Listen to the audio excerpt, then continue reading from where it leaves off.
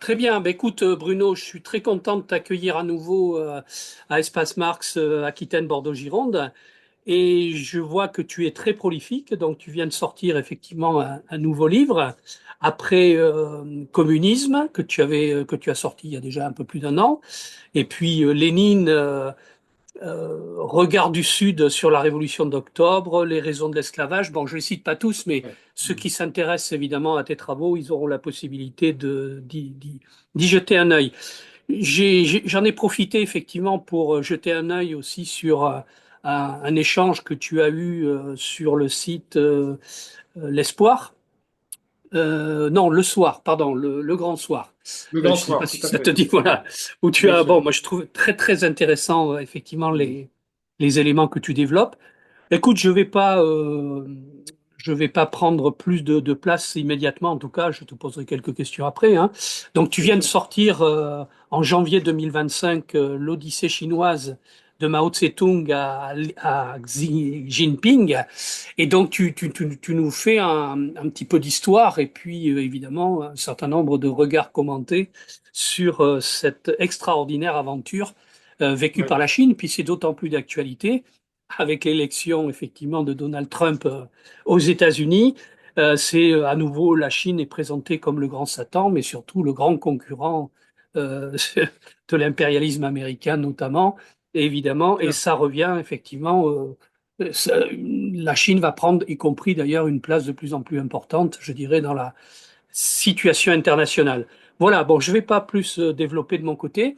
Écoute, tu vas nous expliquer peut-être dans un premier temps pourquoi tu as décidé évidemment d'écrire ce livre. Tu avais commencé hein, dans le communisme, il y avait un Ouais. chapitre assez intéressant consacré évidemment à la situation chinoise.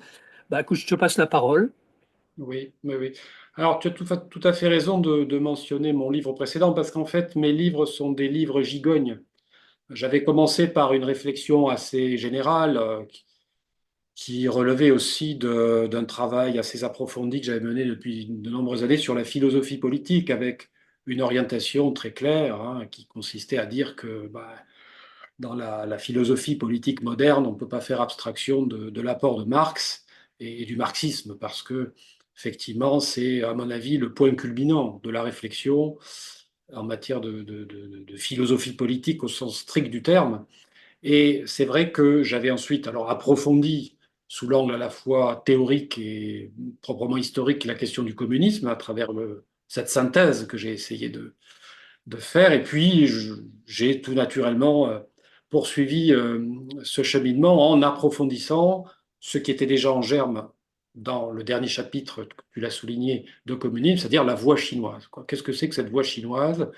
Qu'est-ce que c'est que ce marxisme chinois qui s'est inventé dans la difficulté, il faut bien le dire, hein, à la fois théorique et pratique, depuis maintenant plus d'un siècle, puisque les Chinois ont célébré le centenaire de la fondation du Parti communiste chinois en 2021, ce qui a été d'ailleurs l'occasion pour eux, pour le Parti communiste chinois, de produire un document extrêmement important qui est la résolution du comité central du PCC sur les 100 années d'histoire du parti. Alors, le PCC a fait cet exercice 3 fois. Il l'a fait en 1945, et c'était un petit peu à ce moment-là un chant victorieux, mais en même temps, bon, on savait qu'il y avait du pain sur la planche, hein. Les Japonais venaient d'être défaits, le Parti communiste chinois avait comme partenaire le Kuomintang, qui à nouveau a précipité une guerre civile dont les communistes se seraient volontiers passés, et puis la guerre civile s'est terminée, comme on le sait, par la victoire de Mao et des communistes en 1949. Et puis ils ont refait cet exercice hein, de synthèse théorique et historique sur leur propre expérience en 1981. Et le texte produit par le comité central à ce moment-là est très intéressant aussi parce qu'il fait l'analyse critique de toute la période précédente. Alors, en rendant hommage à Mao Zedong pour les grandes avancées de la construction du socialisme jusqu'en 1957. Et ils expliquent qu'à partir de 1958, on a commis beaucoup d'erreurs et le texte fait un bilan extrêmement sévère de la révolution culturelle. Le texte 2021 est intéressant parce que il rappelle un peu tout ça, mais il est beaucoup plus axé vers le présent et le futur, dans la mesure où il montre qu'avec la réforme et l'ouverture, hein, c'est-à-dire ce vaste chantier qui a été ouvert par Deng Xiaoping à la fin des années 1970, on peut dire que la Chine est entrée dans une ère nouvelle. Voilà. Et cette ère nouvelle, elle a aujourd'hui, je dirais, un point d'aboutissement, un point culminant qui inaugure peut-être d'ailleurs une nouvelle ère. C'est l'ère effectivement de ce qu'on appelle le socialisme à la chinoise, hein, ou le socialisme aux caractéristiques chinoises. Alors c'est une traduction de l'expression chinoise qui est un peu compliquée puisqu'elle insiste sur la particularité chinoise. Bon, tout ça, ça veut dire quoi? Ça veut dire qu'en fait, les Chinois ont inventé une forme de socialisme qui leur est propre. Et donc, pour comprendre ce qui se passe, pour comprendre cette aventure qui est la leur, comme tu l'as dit, cette odyssée, hein, puisque j'ai choisi ce terme pour montrer qu'en fait, ils sont partis d'une certaine façon un petit peu à l'aventure. Ils ont exploré des chemins inconnus, en fait, comme Ulysse, hein. C'est-à-dire que on ne savait pas très bien où tout ça allait nous mener, et ils l'ont quand même mené. Et on voit le résultat aujourd'hui. C'est-à-dire que toute appréciation, à mon avis, de l'histoire chinoise, et Dieu sait si elle est dramatique, au XXe siècle, doit être fondée sur la comparaison entre le point de départ et le point d'arrivée.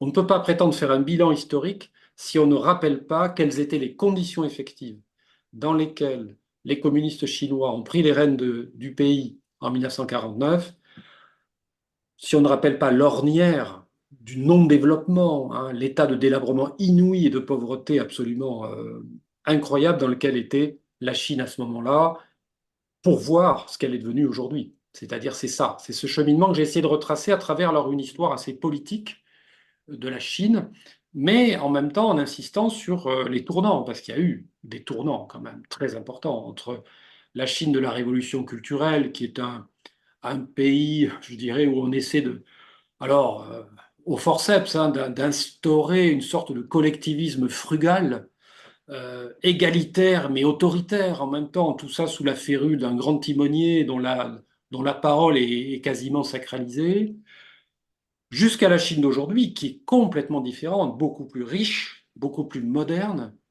mais beaucoup moins égalitaire, évidemment, puisque l'extraordinaire développement des forces productives, qui était visé par les réformes, s'est accompagné aussi d'une inégalité extrêmement forte dans la répartition des fruits de ce développement. Et c'est vrai que, alors c'était le cas déjà avec Hu Jintao au début des années 2000, mais c'est encore plus vrai depuis 10 ans maintenant avec Xi Jinping. C'est vrai que le Parti communiste chinois, ayant pris la mesure des difficultés générées par ce développement inégal, a pris toute une série de contre-mesures. C'est-à-dire qu'aujourd'hui, effectivement, pour donner quelques éléments concrets, la Chine, c'est un pays où tous les logements ont l'eau, l'électricité, les sanitaires. Il suffit de se promener dans un certain nombre de pays d'Asie du Sud, que je ne citerai pas, mais enfin, on pense à un autre grand pays asiatique de la taille démographique de la Chine, l'Inde. C'est pas le cas. On en est très loin. C'est un pays où tout le monde est scolarisé. Le taux de scolarisation dans l'enseignement primaire est de 100%, il est de 97% dans le secondaire. C'est un pays dans lequel aujourd'hui la protection sociale est généralisée. Alors, elle n'est pas aussi avantageuse que notre sécurité sociale, bien malmenée par les politiques néolibérales depuis 20 ans, c'est vrai, mais qui reste que quand même, merci Ambroise Croizat et merci le Parti communiste français pour l'avoir créé en 1945, un modèle. Mais la sécurité sociale chinoise tout de même fonctionne. C'est beaucoup mieux qu'avant en tout cas. Et quand je dis avant, c'était il y a à peine 10 ans. On ne mesure pas, et je suis frappé de voir d'ailleurs que beaucoup d'analyses, alors aussi bien à droite qu'à gauche, on parlera de ça, de la vision politique hein, de la Chine dans différents milieux aujourd'hui, ignorent complètement l'ampleur des transformations accomplies depuis 10 ans. Alors, j'ai peut-être la chance ou la malchance de ne pas avoir connu la Chine avant. J'y suis allé, effectivement, au cours des 5 dernières années, à plusieurs reprises. J'ai vraiment exploré les endroits les moins touristiques possibles pour voir comment vivaient les Chinois. Je suis allé chez des habitants à travers toute une série d'expériences. On voit bien aujourd'hui que la Chine est un pays qui n'est même plus, à proprement parler, un pays en développement. C'est déjà un pays développé, alors qu'il y a d'énormes progrès à faire. Ou d'une région à l'autre, d'une ville à l'autre, d'une campagne à l'autre, il y a évidemment des disparités. Mais enfin, on ne mesure pas ce qui s'est passé pendant 10 ans. L'éradication de la grande pauvreté, la lutte impitoyable contre la corruption, la transformation du paysage à travers notamment le développement fulgurant des transports collectifs. Enfin, ils ont atteint 40, je mets dans mon livre 45 000 kilomètres de lignes à grande vitesse. Non, on est déjà à 48 000. L'objectif, c'est 60 000 kilomètres. de lignes ferroviaires. Je les ai pris, ces trains à grande vitesse. Ils sont d'une modernité sidérante, à un prix qui est plus que raisonnable. Il y a vraiment des choses à méditer, je pense, d'un point de vue universel, mais en tant que marxiste plus particulièrement, quant à l'expérience chinoise et quant aux résultats tangibles du socialisme chinois aujourd'hui. Bien sûr, on peut débattre. C'est ce que je fais dans l'article que j'ai publié au mois de novembre, Le socialisme à la chinoise est-il marxiste? Bon, qui reprend quelques éléments de mon livre, mais qui élargit la perspective sous l'angle théorique et qui montre qu'en fait, qu'ont fait les Chinois? Ben, ils ont sinisé le marxisme. Voilà, ils l'ont sinisé. Euh, il y a une expression chinoise qui dit Zhonghua, c'est-à-dire on a transformé le marxisme en quelque chose de proprement chinois. C'est-à-dire qu'il est vrai, effectivement, si on compare les réalisations du socialisme à la chinoise et ce qu'on croit comprendre de ce que Marx nous dit dans la critique du programme de Gotha en 1875, de ce que serait la première phase de la société communiste, je ne parle pas de la deuxième phase, hein, où chacun, libéré de la division du travail, peut vaquer librement aux occupations de son choix, mais enfin la première phase. On est loin du compte. Mais en même temps, euh, c'est quand même l'expérience historique, réelle, qui doit nous intéresser. Moi, je veux bien qu'on brandisse les textes sacrés et qu'on mesure à chaque fois l'écart entre le postulat théorique implicitement contenu dans un texte que Marx a écrit en 1875, tout simplement, pour modérer les ardeurs des socialistes allemands, en leur disant, oh là, là, vous ne faites pas trop d'illusions sur ce que vous allez faire si vous prenez le pouvoir, ça va être compliqué, et vous n'allez pas vous débarrasser du jour au lendemain de tous les stigmates, c'est l'expression employée par le texte, c'est presque christique comme expression, de la société capitaliste. Donc, voilà, il y a une vraie réflexion à avoir, à mon avis, sur qu'est-ce que c'est le socialisme aujourd'hui? D'abord, est-ce que ce terme est approprié? Quel est son rapport avec le communisme, qui est quand même l'horizon ultime de tout ce travail révolutionnaire accompli, pas seulement en Chine, mais ailleurs, on le sait bien, avec plus ou moins de succès.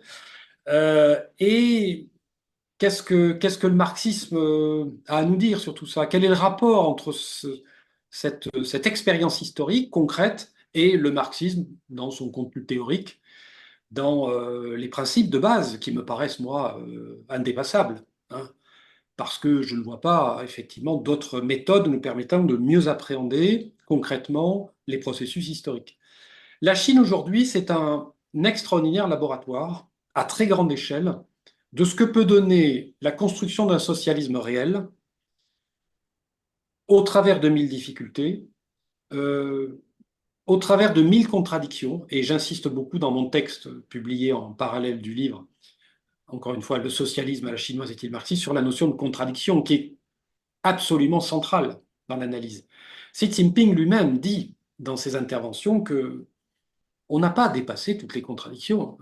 La société chinoise aujourd'hui, elle est toujours prise dans une contradiction, dit-il, entre le développement encore insuffisant ou du moins déséquilibré des forces productives et l'aspiration des populations non seulement à une amélioration quantitative de leur niveau de vie, mais à une amélioration qualitative. Et il parle de démocratie, d'équité, de justice, de l'égalité, etc., et d'environnement. Il faut savoir que la préoccupation écologique, qui était quand même, disons-le, le cadet des soucis des communistes chinois pendant des décennies, est devenue depuis à coup sûr 10 ans une préoccupation majeure. Je citerai un seul chiffre pour terminer, après on verra sur quel point tu veux qu'on mette l'accent, mais en 2023, la Chine représente à elle seule les 2 tiers des investissements mondiaux dans les énergies vertes. J'ai bien dit les 2 tiers, alors que la population chinoise, c'est 18% de la population mondiale. Donc les Chinois ont pris à bras le corps ce problème. De même qu'ils ont pris à bras le corps le problème, en effet, de la très grande pauvreté qu'ils prétendent avoir éradiquée. Effectivement, on ne voit pas en Chine de manière massive. On voit bien quelques vagabonds ça et là, mais ils sont très rares. Mais il n'y a pas de pauvreté massive, et à la fortiori d'extrême pauvreté massive, telle qu'on peut encore la voir aujourd'hui dans les bidonvilles de Mumbai, de Manille et probablement aussi de Rio de Janeiro. Donc il y a, je crois, un premier, enfin je dirais un premier élément à prendre en considération. C'est quand on parle de socialisme, soyons un peu concrets, qu'est-ce que ça veut dire et qu'est-ce que les Chinois ont fait? Voilà. À mon Écoute, avis, c'est le point de merci. départ du raisonnement. Voilà. Absolument. Non, mais je partage beaucoup hein, de ce que tu viens d'évoquer. Et notamment, c'est toujours une grande question et qui se pose encore plus aujourd'hui qu'avant, c'est ce rapport direct au concret, c'est-à-dire cette démarche. Je préfère parler de matérialisme plutôt que de marxisme, c'est-à-dire le va-et-vient permanent entre un regard lucide sur ce qui se passe réellement, y compris remis dans sa perspective historique, parce que c'est souvent ce que l'on oublie quand on évoque des situations. Et de ce point de vue-là, alors j'ai trouvé, mais là c'est un peu anecdotique, mais quand même, c'est une question qui traverse le débat politique en France et ailleurs, c'est le rapport entre socialisme et communisme, bien sûr. Et j'ai trouvé assez amusant la démarche que tu évoques hein, dans ton interview, justement, que tu évoques sur la manière dont le Parti communiste, enfin les dirigeants communistes aujourd'hui, présentent effectivement le communisme comme une Oui. espèce d'éthique ou d'idéal qu'ils proposent en termes de démarche concrète pour faire évoluer leur société.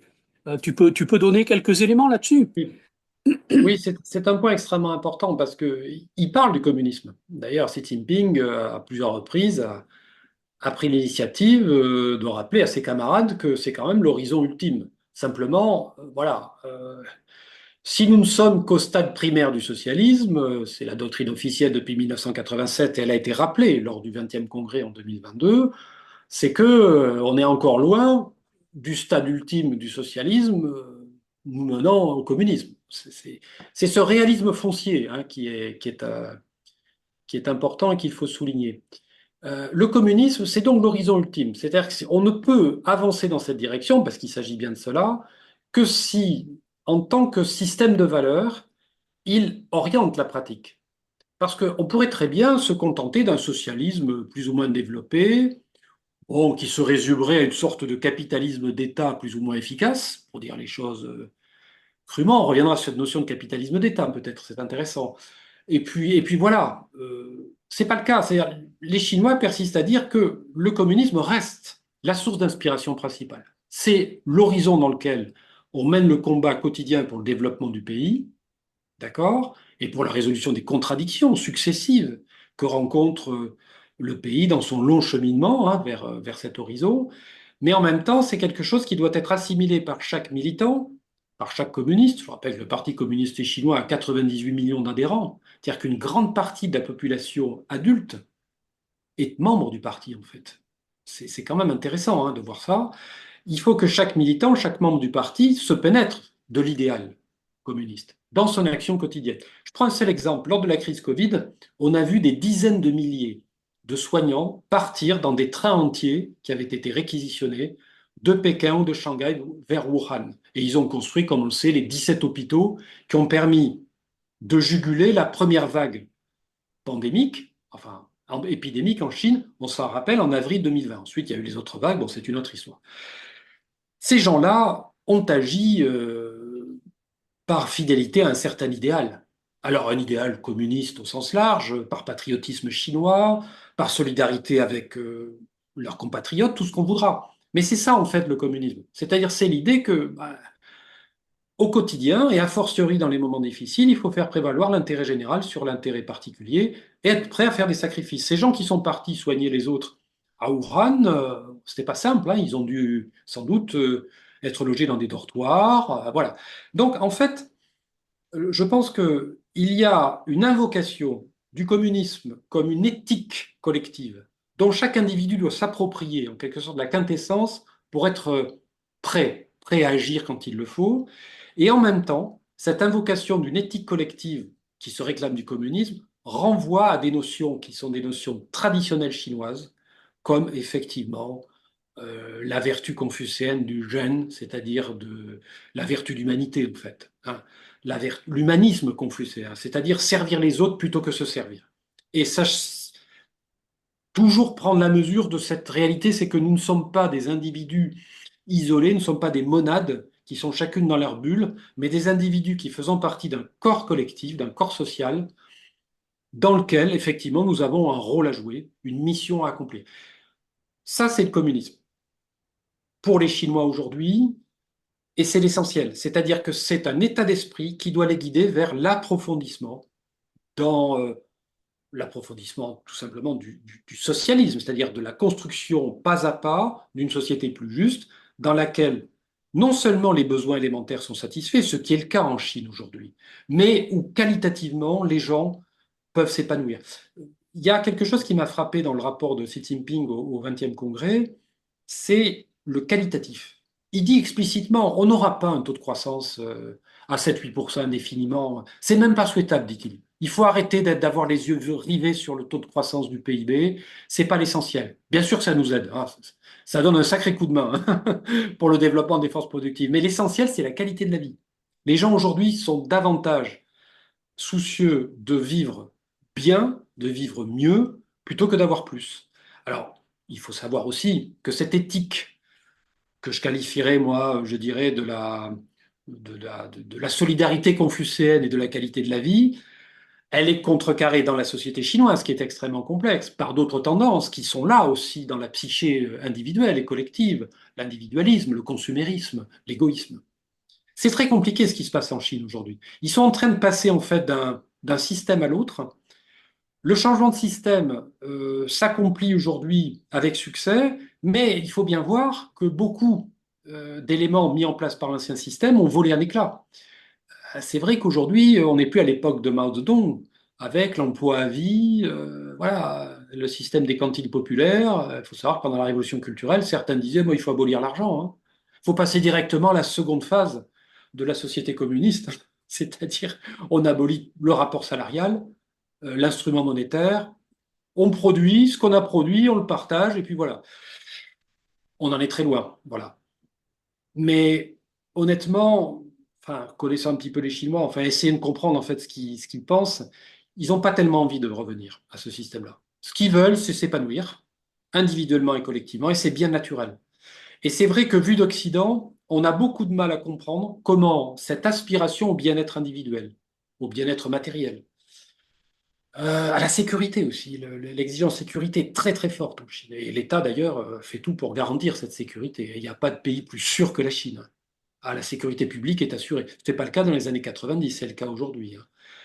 Comment tout ça est compatible avec l'idéal socialiste, avec la perspective du communisme, avec tout ce que en fait la tradition, depuis Marx et Engels, qui est la nôtre, a véhiculé comme idéal, comme je dirais rêverie peut-être, ou utopie d'une société voilà, où l'homme serait transformé. Enfin, je pense à l'homme nouveau de Che Guevara, si tu veux. Je ne crois pas que les Chinois aillent dans cette direction. Ils essaient de trouver un compromis, une sorte d'équilibre plus ou moins stable entre l'aspiration à l'idéal collectif et l'aspiration tout aussi légitime au confort individuel. Le socialisme à la chinoise permet aujourd'hui de réaliser cet équilibre. Aujourd'hui, qu'est-ce qu'il sera demain? On n'en sait strictement rien. On sait bien que toutes les sociétés humaines sont soumises au changement et il n'y a aucune formation sociale qui soit inscrite dans une sorte d'éternité. Voilà. Et les Chinois le savent bien. Ils savent bien que qu'est-ce qui se passera une fois que le Parti communiste chinois aura célébré le centenaire de la République populaire de Chine en 2049? On n'en sait rien. En tout cas, c'est leur objectif aujourd'hui. Ils se projettent à un quart de siècle. Ils disent, voilà, on veut créer en 2049 un pays socialiste puissant, beau et prospère. Est-ce que ce sera l'accomplissement de la première phase de la société communiste? Je ne sais pas. En tout cas, ça sera un socialisme réel qui, ma foi, peut-être aura garanti au peuple chinois des conditions de vie tout de même bien meilleures qu'en 1949 et peut-être même qu'aujourd'hui. À voir. Est-ce que tu peux donner quelques éléments? On regardera aussi la situation internationale et le rôle que la Oui. Chine peut éventuellement jouer, parce que c'est tout à fait important dans la période. Mais est-ce que tu peux nous donner à voir et à comprendre comment dire, la composante capitaliste de la société chinoise est maîtrisée, entre guillemets, et est-elle maîtrisable, et comment, je dirais, les dimensions portées par la révolution chinoise restent toujours présentes, et est-ce qu'il y a des risques éventuels de domination du mode de production capitaliste dans la société chinoise ou pas? Comment le parti le régule? Voilà, enfin bon, c'est un petit peu Oui. compliqué, mais c'est des Ah, mais choses c'est qui nous interrogent, quoi, hein. C'est une question centrale sur laquelle je m'appesantis dans le livre, mais je vais donner quelques éléments. Il faut bien comprendre que dès le départ, ce que le Parti communiste appelait la bourgeoisie nationale, bon, était comprise dans le pacte social. C'est-à-dire que quand tu regardes le drapeau de la Chine, alors il y a le fond rouge qui symbolise la fête et le communisme. La fête dans la tradition chinoise et le communisme, ça tombe bien, enfin, depuis la manifestation du Champ de Mars, hein, rappelons-nous. Hein, bon. Rappelons que la Révolution française, quand même, a accouché de ce drapeau rouge, repris ensuite par tout le mouvement communiste international. Et puis sur ce fond rouge, éclatant, magnifique, hein, le Hongqi, le drapeau rouge, il y a les 5 étoiles. Mais la grande étoile, c'est le Parti communiste. Et les 4 petites étoiles, c'est le prolétariat, la paysannerie, la petite bourgeoisie et la bourgeoisie nationale. C'est-à-dire que dans le pacte social inauguré dès 1949, dans ce que Mao appelait la nouvelle démocratie, bon, il y avait ces capitalistes qui acceptaient de jouer le jeu. C'est-à-dire, on va construire le socialisme, très bien, bah écoutez, on va y participer. Alors, il y a le cas de ces patrons d'entreprises industrielles de Shanghai, notamment, qui sont devenus directeurs de leur entreprise après sa nationalisation. Voilà. Il n'y a pas eu du tout ce qui s'est produit en Union soviétique lors de la grande collectivisation stalinienne, c'est-à-dire en fait l'éradication du secteur privé, qui était mal en point, il faut dire, et son remplacement immédiat par une industrie collectivisée. Ce qui n'a pas d'ailleurs été sans Des résultat problèmes. significatif sur le plan économique. Hein. Tout à fait. On dira ce qu'on veut du stalinisme, il y a beaucoup de choses à dire, mais enfin, les plans quinquennaux, sur le plan économique, ça n'a quand même pas été, et loin de là, un échec. Les Chinois ont procédé de façon beaucoup plus progressive, parce que le coup d'accélérateur en direction du communisme, c'est plus tard. C'est la révolution culturelle, c'est à partir de 1966. Jusqu'en 1966, on procède progressivement. Donc, l'idée que la bourgeoisie nationale ait un rôle à jouer dans la construction du socialisme à condition qu'elle reste à sa place, qu'elle s'inscrive dans le cadre des directives du parti et qu'elle n'occupe pas le pouvoir politique, évidemment, est une idée qui n'a jamais choqué les communistes chinois. Donc, lorsque Deng Xiaoping, bon, qui était accusé par la bande des quatre de vouloir restaurer le capitalisme, ce qui n'était pas totalement faux, puisque Deng Xiaoping a restauré dans l'économie chinoise, non pas le capitalisme, ça ne veut pas dire grand-chose, mais un secteur capitaliste, dont il estimait que l'économie chinoise avait besoin pour attirer les capitaux extérieurs, et notamment les capitaux détenus par la diaspora chinoise. Il faut rappeler que la grande majorité des investissements extérieurs, les fameux IDE, investissements directs à l'étranger, en provenance de l'extérieur vers la Chine populaire, jusqu'au début des années 2000, c'est-à-dire dans la grande phase de construction en fait de ce qu'on a appelé la réforme et l'ouverture, venait de la diaspora chinoise, de ces 70 ou 80 millions de Chinois à Hong Kong, à Taïwan et autres qui avaient de l'argent et qui voulaient le placer dans leur pays d'origine, utilisant, comme c'est la tradition chinoise, le fameux guanxi, les rapports familiaux, etc., claniques, voire parfois nimbés de quelques nuances religieuses et autres. Bon, et c'est très important. Quand Deng Xiaoping a fait ça, en fait, il a renoué avec la tradition, enfin, avec une pratique qui était celle de l'époque de Mao, mais dans la version 1949-1953, c'est antérieure à la grande collectivisation.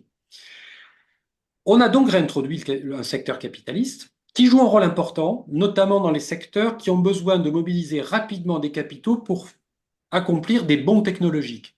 La meilleure illustration de ce que je viens de dire, c'est ce qui est en train de se passer aujourd'hui avec DeepSeek.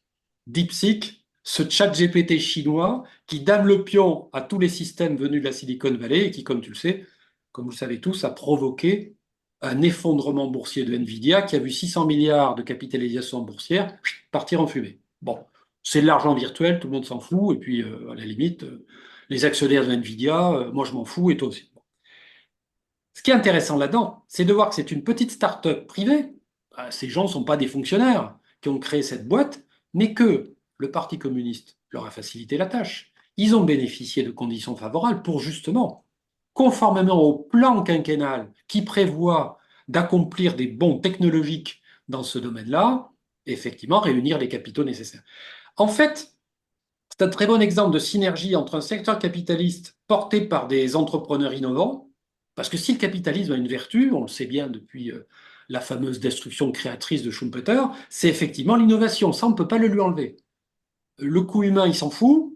Les travailleurs, il n'en a rien à faire. Mais par contre, l'innovation pour gagner des marchés, il sait faire.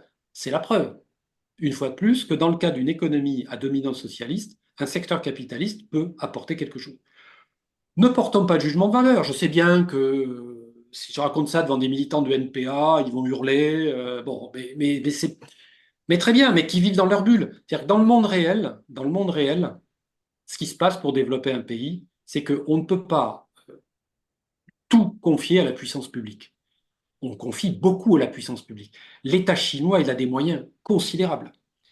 Pourquoi la Chine est socialiste? Ce que je me tue à dire dans tous mes écrits depuis 5 années. Mais parce que le secteur socialiste est largement prédominant dans l'économie chinoise. C'est une économie mixte dans laquelle, je vais citer 3 chiffres, l'État détient 55% du capital de toutes les entreprises, tous secteurs confondus. D'accord? Il détient 80 à 90% du capital dans les industries clés,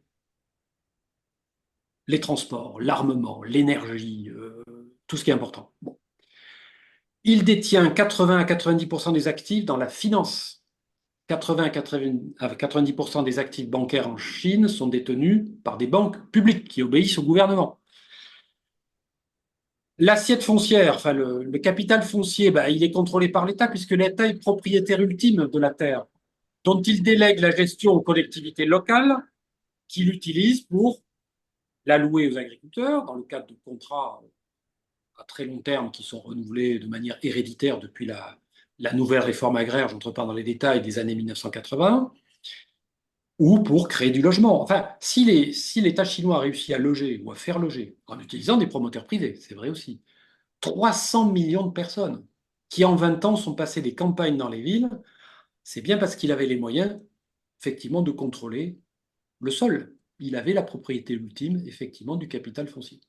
Donc l'État a de tels leviers de, de puissance, en fait, dans l'économie chinoise, qui peut se permettre de concéder à un secteur capitaliste innovant un certain nombre, effectivement, de domaines dans lesquels on estime qu'il sera plus performant. Bon, alors, quand il est trop performant, et tellement performant que son propriétaire a les chevilles qui enflent, c'est Jack Ma, c'est-à-dire on coupe en quatre son empire financier, on lui fait comprendre sans violence que c'est pas parce qu'il est capitaliste et qu'il a la première fortune de Chine qu'il a le pouvoir, et donc on lui explique qu'il va falloir qu'il arrête de critiquer la politique économique de son pays parce que le pouvoir financier ne donne pas le pouvoir politique. Donc Jack Ma, il a compris la leçon, maintenant il paraît qu'il redonne des cours, il est redevenu prof, mais il a gardé, je crois, quand même 10% de son patrimoine initial. C'est pas mal. C'est pas mal, surtout dans un pays où il n'y a pas d'impôt sur les successions. Lui et sa famille ne sont pas à plaindre. Mais c'est fini. Il voulait faire la pluie le beau temps, c'est fini. Il y a Christine Ockrent, journaliste que nous aimons tous, qui a écrit un bouquin qui est à mourir de rire, où elle explique. Alors, le bouquin est intéressant parce que les monographies sont intéressantes. Elle explique comment Xi Jinping a mis au pas tous les capitalistes chinois. Assez extraordinaire. Alors, elle pleure du début à la fin, on sent les larmes couler. Mais moi, j'ai ri du début à la fin. Pourquoi? Parce que, mais c'est normal. Elle voulait quoi, Madame Ockrent? Que Xi Jinping caresse dans le sens du poil des capitalistes chinois qui avaient la grosse tête? Non, ils ont tous été mis au pas. Toi, là, dans l'immobilier, arrête de faire des conneries. On va vendre la moitié de ton patrimoine, tiens-toi à carreau. Toi, là, c'est pas net ce que tu fais dans la distribution d'eau potable. On va te.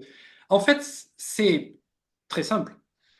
Si vous allez dans le sens du plan quinquennal, premièrement, si vous contribuez au développement du pays, très bien, si vous favorisez l'innovation technologique, et si vous ne devenez pas suffisamment puissant pour penser que vous pourrez peut-être exercer le pouvoir politique, il n'y a pas trop de problème. Payez vos impôts, donnez plus. Alors, on les a obligés, par exemple, à financer des fonds pour les petites entreprises. Là, tu fais pas assez, toi, pour les petites entreprises de ta région. Vas-y, il va falloir que tu donnes. Il y a des cellules du parti dans toutes les entreprises. Donc les capitalistes chinois, ils peuvent faire du fric. Bon, c'est choquant, on est dans un système socialiste où il y a des gens qui s'enrichissent de manière très importante.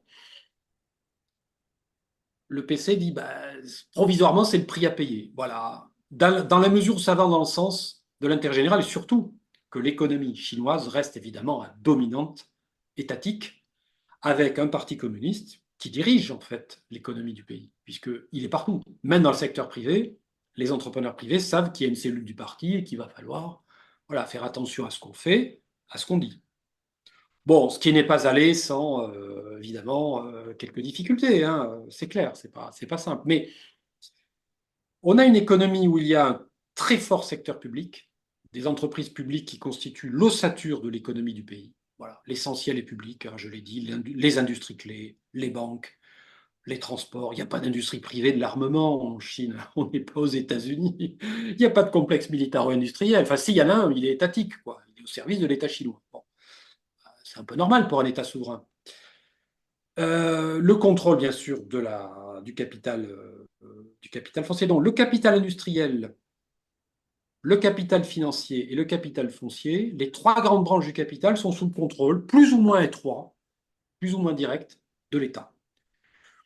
De l'État socialiste, puisque, en fait, le secteur socialiste est prédominant. Alors, il y a à côté de ça toute une, tout un secteur économique qui est extrêmement, je dirais, à la fois foisonnant et extrêmement complexe, c'est tout le secteur de la petite entreprise privée.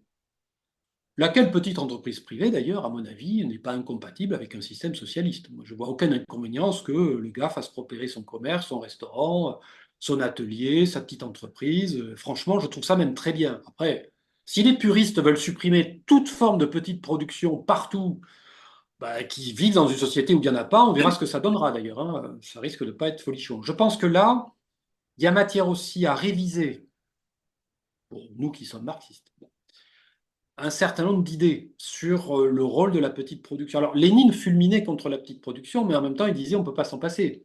Il avait conscience, on s'en souvient, dans les années 1920, que ça n'allait pas être simple. Et la NAP, elle a visé précisément à relancer la machine économique en s'appuyant sur la petite production. Donc, il y avait déjà en germe, dans le Lénine, je dirais, des dernières années, un certain nombre d'idées que les Chinois ont su utiliser, eux, et effectivement appliquer à grande échelle.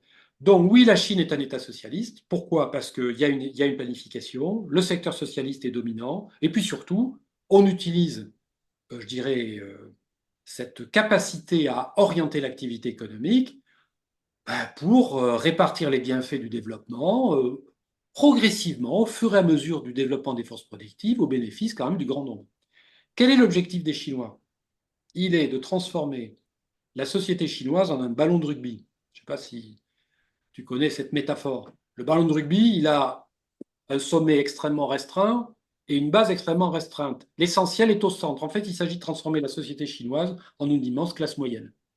Moi, je pense, et je soutiens cette idée non pas dans le livre parce que j'ai écrit ça après, dans l'article Le socialisme à la chinoise est-il marxiste, qui va sortir sous forme de brochure d'ailleurs, puisque mes amis du café marxiste, hein, du PRCF, vont le publier sous cette forme.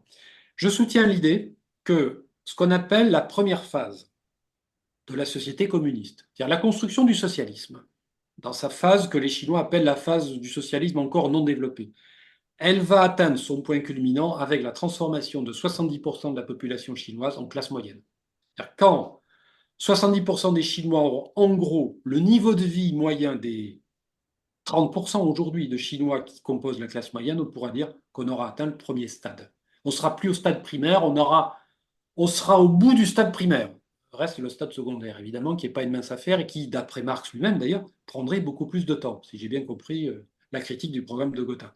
Mais enfin bon, c'est ça en fait qu'il faut bien comprendre. On est face à un socialisme en construction, à une transition socialiste de longue durée, c'est-à-dire Deng Xiaoping avait dit un siècle. Voilà. Les réformes, elles ont été entreprises il y a une cinquantaine d'années, pour encore peut-être un demi-siècle. 2049 est un horizon intéressant, une étape intéressante, mais peut-être que ça ne sera pas suffisant pour atteindre effectivement, réaliser cet idéal, pour le coup, cet idéal palpable et réalisable d'une société dans laquelle la grande majorité des gens vivent de manière plus que décente. Et ceux qui ne sont pas encore arrivés à ce stade, bah, ils sont sur la bonne voie pour y parvenir. C'est quand même intéressant. Voilà. Une petite question sur une double dimension. D'abord, toute société humaine, quelle qu'elle soit, elle est pluraliste par, je dirais, essence, entre guillemets. En tout cas, on l'a analysé de manière à la fois philosophique et politique, de manière réelle. Le Parti communiste chinois, j'imagine, et la société chinoise n'échappe pas à ça. il y a bien des courants conservateurs, des Oui, courants réactionnaires, des courants progressistes, si on prend ces références un peu occidentales. Donc, comment tout ça vit-il, je dirais, du point de vue de la vie politique, qui évidemment se oui, concentre à l'intérieur du Parti communiste chinois, mais on sait bien aussi que ça a été le cas effectivement en Russie. Tous ceux qui imaginaient la société russe comme uniforme, c'est une plaisanterie, enfin, je veux dire, bien dans sûr, n'importe quelle société. Donc la bien sûr. question, comment ça se vit là-bas? Puis il y a un deuxième aspect sur lequel on intervient peu, mais finalement, la société chinoise est aussi, du point de vue juridique, du point de vue de sa conception de l'État, un État fédéral avec effectivement des capacités, je dirais, législatives, certes limitées, mais qui existent au niveau de chaque région de Alors, la Chine. Alors, est-ce que tu as des éléments oui, oui. à Alors, transmettre et qui nous intéressent, quoi, du point de vue de la transformation sociale et des évolutions potentielles? oui. Alors, je rebondis sur ta dernière remarque qui est inexacte. Attention, la Pardon. Chine n'est pas. Non, non, mais Vas-y, c'est vas-y. c'est pas simple. La Chine n'est pas un État fédéral. Un État D'accord. fédéral, c'est un État dans lequel, bon, il y a effectivement euh, une association entre des entités politiques, des régions, des États, bon, parfois des Mhm. nations même, qui ont décidé de faire un bout de chemin ensemble et qui considèrent qu'il faut que chacun conserve une autonomie législative dans un certain nombre de domaines. Il n'y a pas d'autonomie législative en Chine. Les régions autonomes sont autonomes dans l'application des politiques. Alors, avec une autonomie très large dans le domaine de l'éducation, de la culture, de la santé et du sport, par exemple.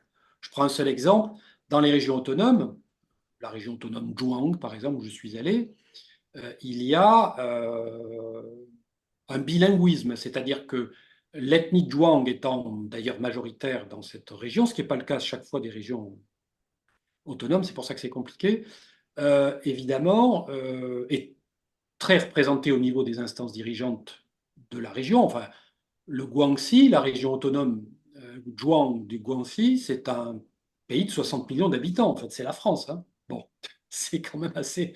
Donc, il y a une politique linguistique, par exemple, très clairement. Les gens apprennent, les Zhuang apprennent leur langue et le mandarin à l'école. Bon, de même que les Tibétains apprennent le tibétain et le mandarin, les Ouïghours dans la région du Xinjiang apprennent le ouïghour et le mandarin, etc. Mais ce n'est pas un État fédéral. La constitution chinoise, constitution de 1982, qui a été un peu révisée d'ici là, depuis, dit voilà, la Chine est un État, est un État socialiste fondé sur une nation multiethnique. Les ethnies composant la Chine, il y en a 56, ont décidé, c'est la doctrine officielle, de se réunir dans la République populaire de Chine, qui est un État multiethnique. Ce qui implique premièrement le respect des particularités régionales et de l'identité culturelle de chacune des ethnies, toute forme de discrimination, même le fait de parler mal de quelqu'un qui est d'une autre ethnie, totalement interdit en Chine. Je ne dis pas que ça ne se fait pas, mais c'est interdit, hein. C'est vraiment là, c'est la loi chinoise, c'est vérité absolue et c'est pratiqué en fait. Bon. Et bien sûr, en contrepartie de ce respect dû aux minorités ethniques, les fameuses Minzu, le séparatisme est interdit. C'est-à-dire que faire de la propagande pour le séparatisme tibétain ou zhuang ou ouïghour, c'est interdit, tout simplement. C'est comme ça.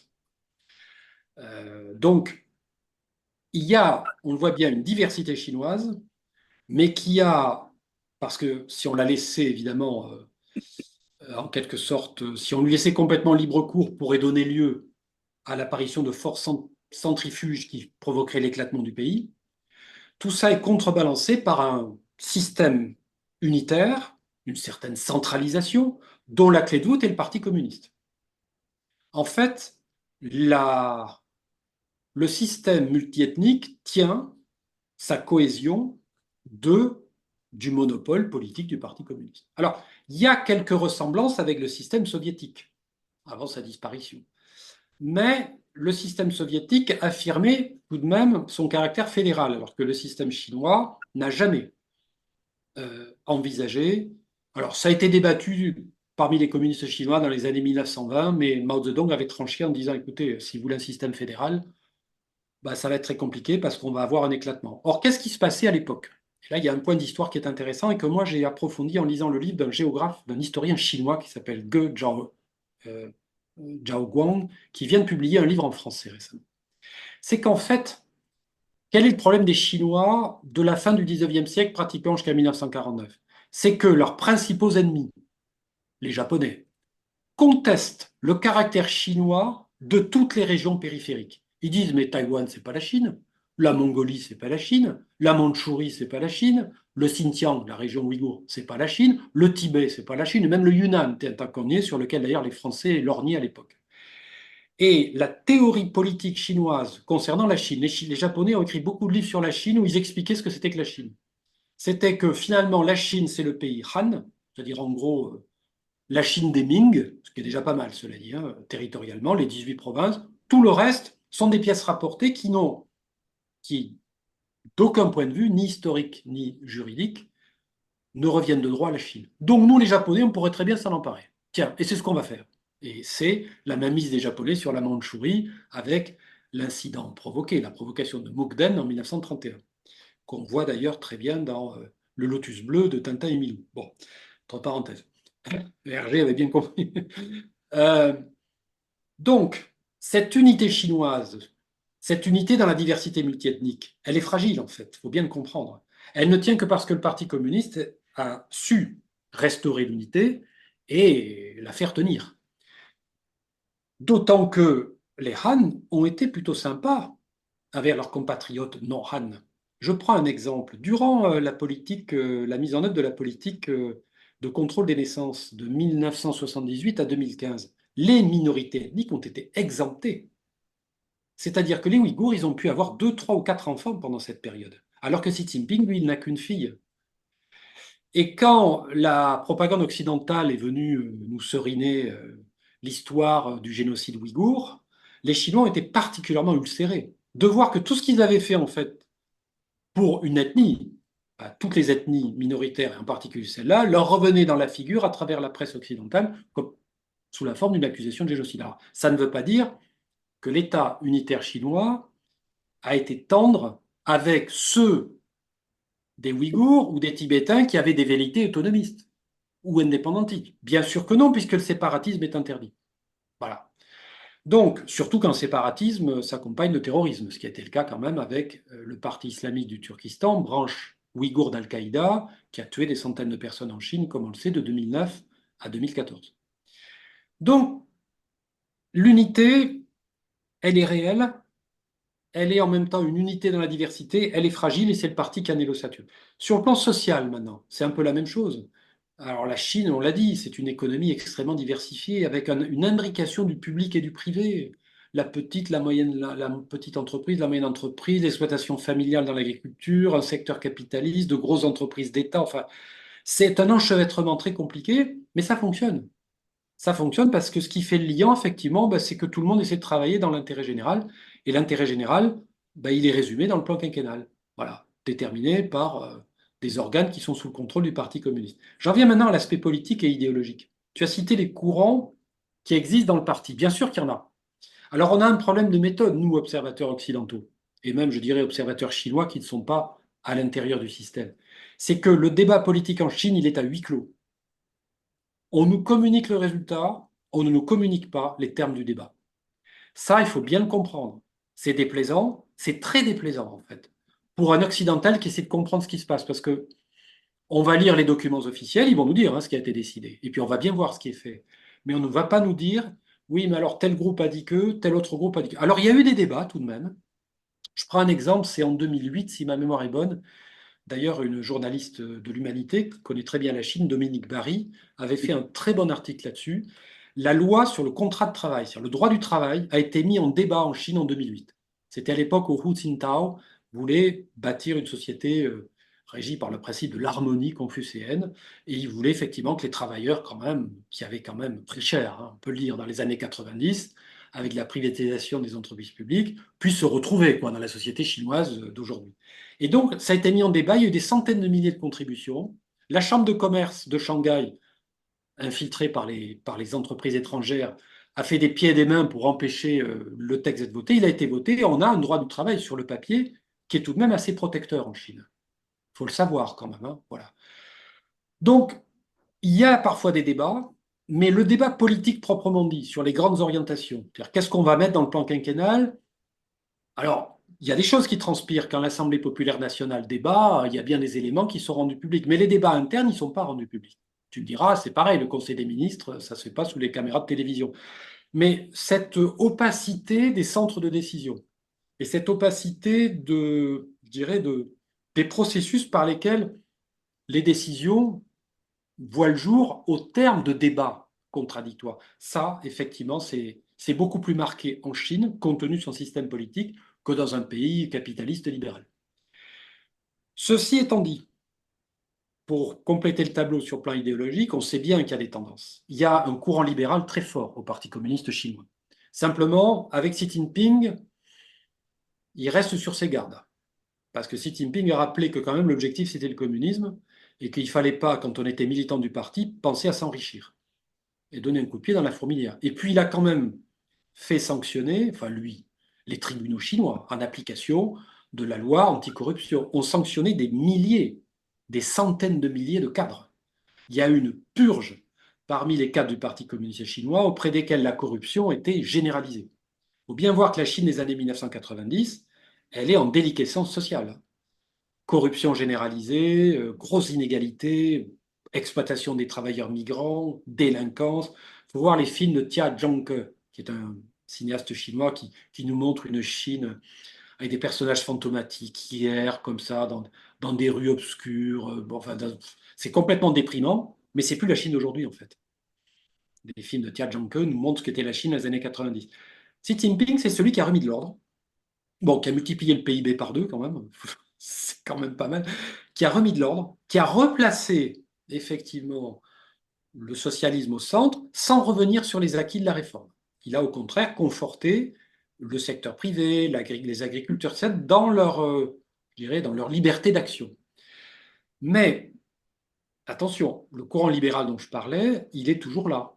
Ce sont des gens qui... Alors, il y en a même dans la sphère intellectuelle. Moi, dans mon livre, je cite alors j'en cite un ou deux, qui vont un peu dans ce sens-là. Il y a par exemple des gens qui te disent bah, une démocratie à l'occidentale, ça serait pas si mal que ça. Ils écrivent hein, dans des revues en Chine. Ces gens peuvent parler. Alors, ils mettent parfois des tournures de manière à éviter quand même de se faire totocher, comme on dit ici. Mais il y a un débat. Il y a le courant confucéen, alors qui est très important, qui était très important jusque dans la première décennie des années 2000, avec des gens qui disent il faut recentrer le pays sur ses valeurs traditionnelles, restaurer les valeurs familiales.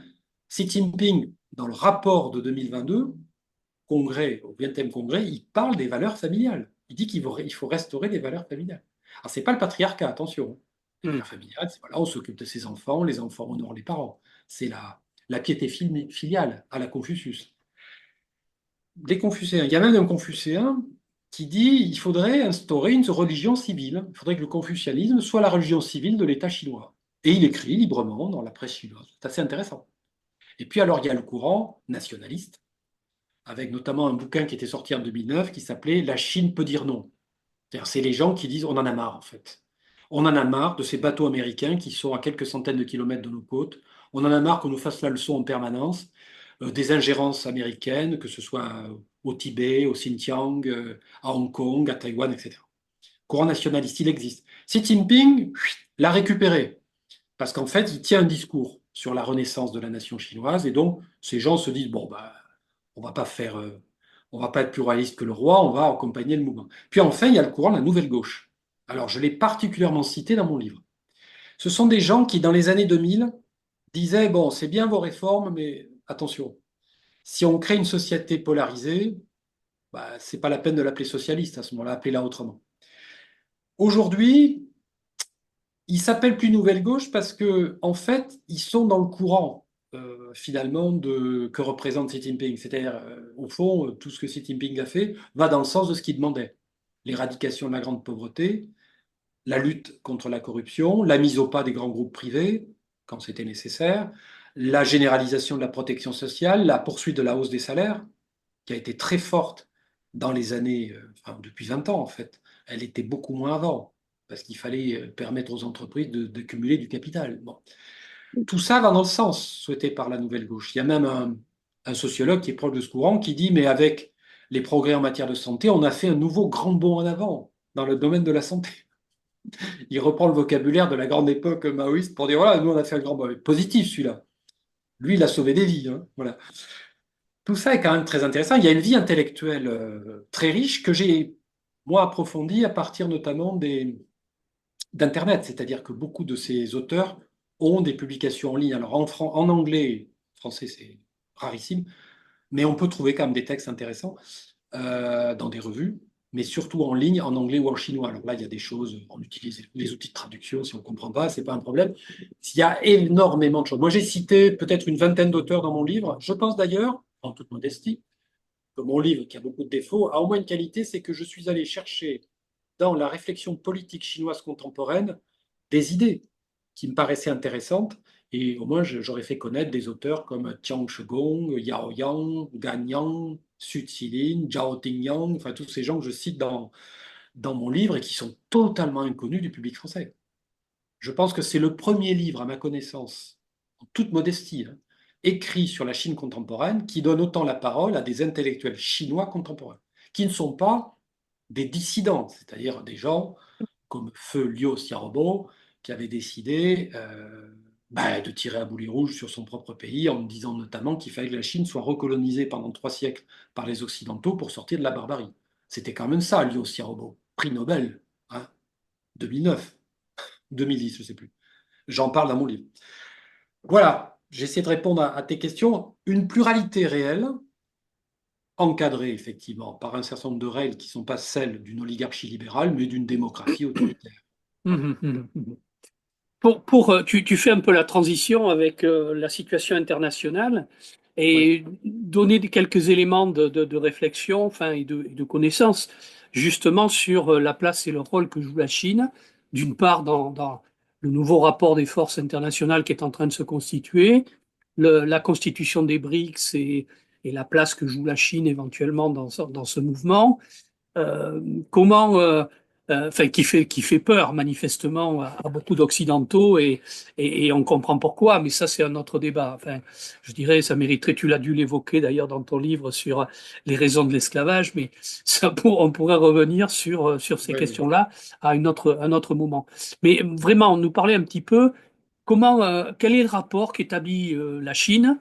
Alors, bien entendu, comme n'importe quel pays, elle a besoin de trouver des ressources qui n'existent pas sur son territoire et répondre, je dirais, aux évolutions qu'elle a connues dans son processus d'évolution des moyens de production chinois. Il est évident qu'elle est confrontée à un besoin d'établir des relations avec bon nombre de territoires du monde. Comment ça se passe? Est-ce qu'elle entretient une démarche impérialiste ou colonialiste, ou est-ce Oui. qu'elle tente de construire de nouveaux rapports qui soient à la fois bénéfiques, évidemment, aux besoins chinois et bénéfiques aux possesseurs, par exemple, des matières premières africaines ou d'autres territoires du monde? Bon, on voit bien Alors, qu'au travers de Panama, ça, c'est plus une affaire d'échanges, je dirais, commerciaux, et les Américains veulent retrouver une dominante, entre guillemets, commerciale, mais c'est un autre aspect. Moi, ce qui m'intéresse, alors, c'est à débattre aussi, bien sûr, hein, mais ce qui oui, oui. m'intéresse, c'est peut-être de connaître un peu mieux comment les relations existent. Est-ce que ce sont des créations de partenariats véritables? Voilà, enfin bon, tu vas nous donner quelques éléments de connaissance là-dessus. Alors, j'ai essayé de résumer la réponse à ta question, en fait, dans le chapitre qui s'appelle le partenariat mondial. Bon, Mhm, c'est-à-dire qu'en fait, mais évidemment, c'est un livre très synthétique, donc il ouvre des sûr. pistes de recherche, hein, plus qu'il ne répond de manière Mhm, exhaustive à la question. En fait, les Chinois ont instauré un mode de coopération internationale totalement inédit, en se projetant d'emblée, mais alors sans aucun état d'âme, sur le plan dans l'espace planétaire. Ils ont dit, nous, il y a pas de tabou, on est prêt à travailler avec tout le monde. C'est quand même étonnant parce que dans les projets de coopération internationale, en général, on est sélectif. Les Chinois ne le sont pas. On peut le leur reprocher, d'une certaine façon. Mais de leur point de vue, c'est une qualité. C'est-à-dire, on n'a pas, nous, à porter de jugement sur ce qui se passe dans votre pays. On est prêt à travailler avec tout le monde dès lors que vous trouvez que nous avons, vous et moi, vous et nous, un intérêt commun à le faire. C'est le principe des fameuses routes de la soie, hein, l'initiative La Ceinture de la Route, lancée en 2013 par Xi Jinping lors d'une conférence, on se souvient, au Kazakhstan. Bon. En fait, concrètement, qu'est-ce que c'est? Ben, c'est un partenariat global formalisé par la Chine et 153 pays, plus quelques dizaines d'organisations internationales, visant à créer, c'est de la création, hein, un réseau d'infrastructures civiles de toute nature, pas seulement commerciales, on va le voir, ou facilitant les échanges commerciaux, dans les pays concernés. Alors, comment ça se concrétise? Par la réalisation d'un certain nombre de projets.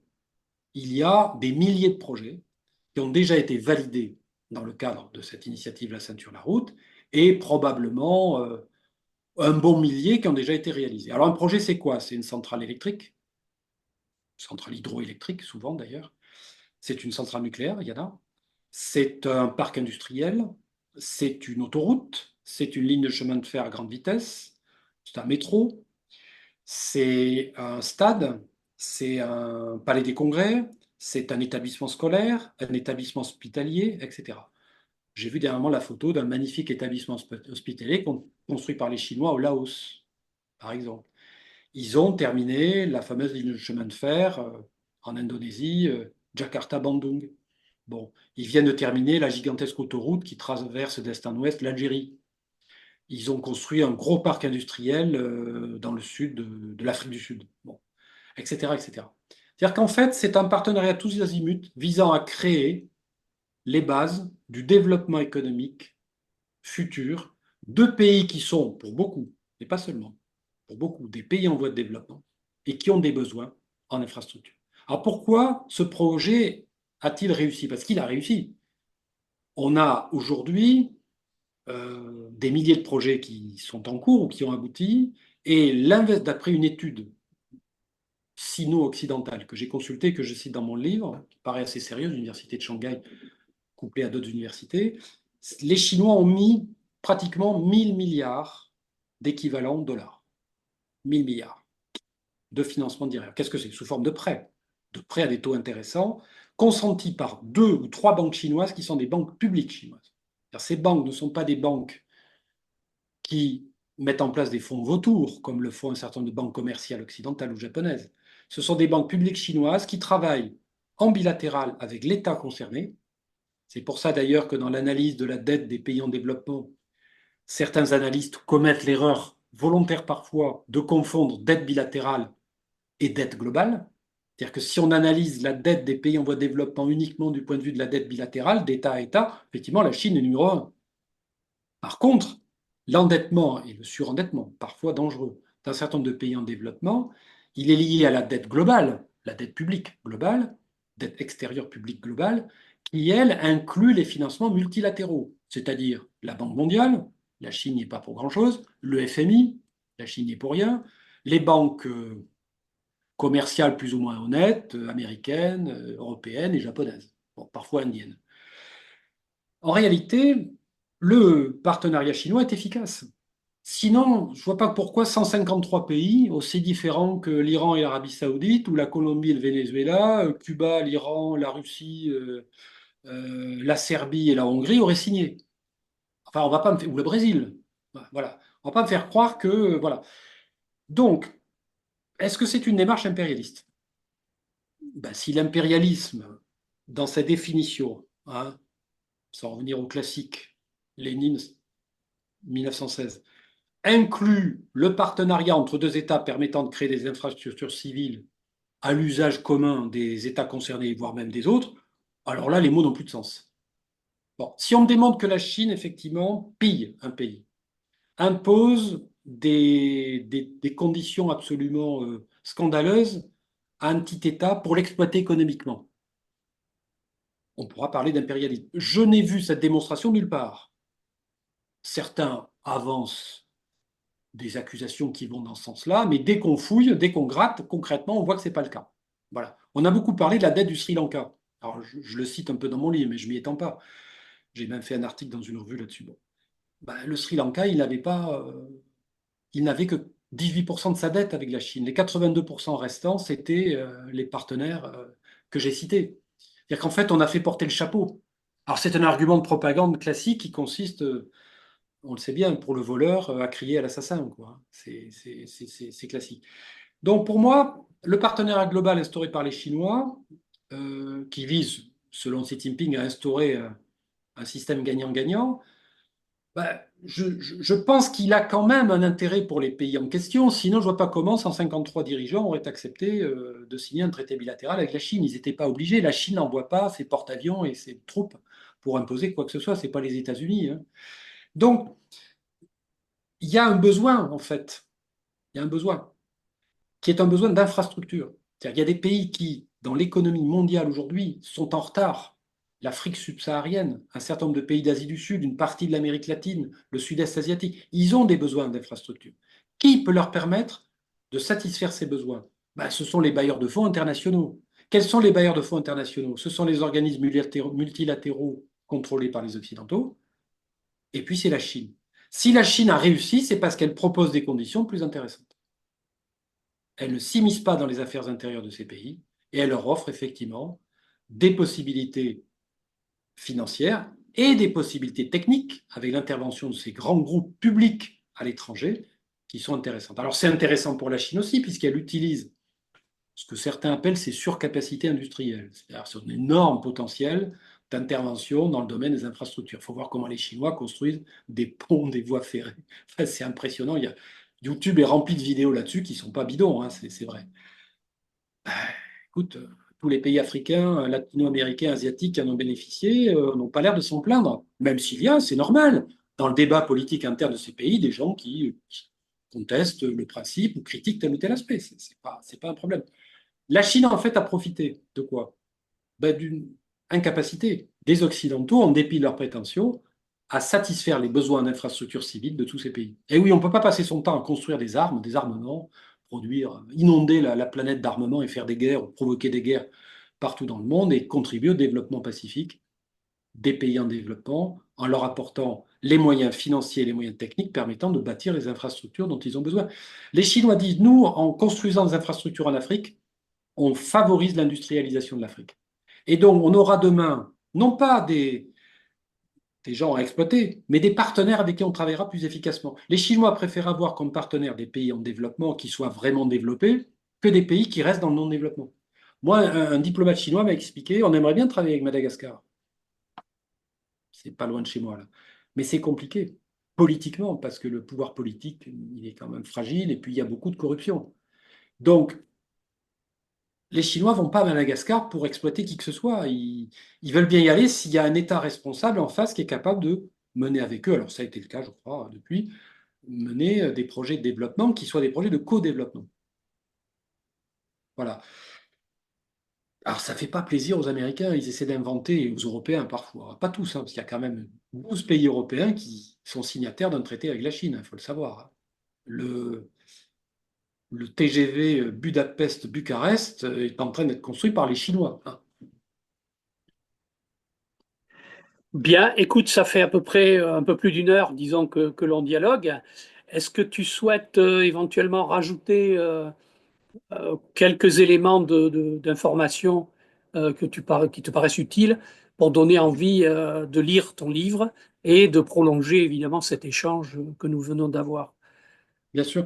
Alors, je pense que l'intérêt de mon livre, c'est de faire une fresque historique, en fait, de la construction du socialisme chinois. C'est ce qui m'intéresse. Comment, historiquement, le Parti communiste chinois, ayant hérité d'un pays qui était dans le caniveau, en a fait la première puissance industrielle, commerciale et probablement technologique d'ici 10 ans du monde. Ça, c'est quand même intéressant. Parce que si le communisme, c'est la transformation de l'état de choses existant, et non pas une idée abstraite comme ça qui resterait dans nos cerveaux, bah, je crois que l'expérience chinoise montre que le communisme, ils peuvent en parler. Ce qui ne veut pas dire qu'ils n'ont pas rencontré de difficultés, qu'ils n'ont pas commis des erreurs et qu'ils n'ont pas parfois été obligés de prendre des virages à 180 degrés. Bien sûr, on le sait, et c'est ce que j'explique dans mon livre d'ailleurs. Je ne cache pas les difficultés. Quand je parle des années 1959-1961, c'est pas en brandissant des flonflons, hein. C'est sûr que ça a été terrible. Mais il faut replacer les choses aussi dans leur contexte et à leur juste mesure.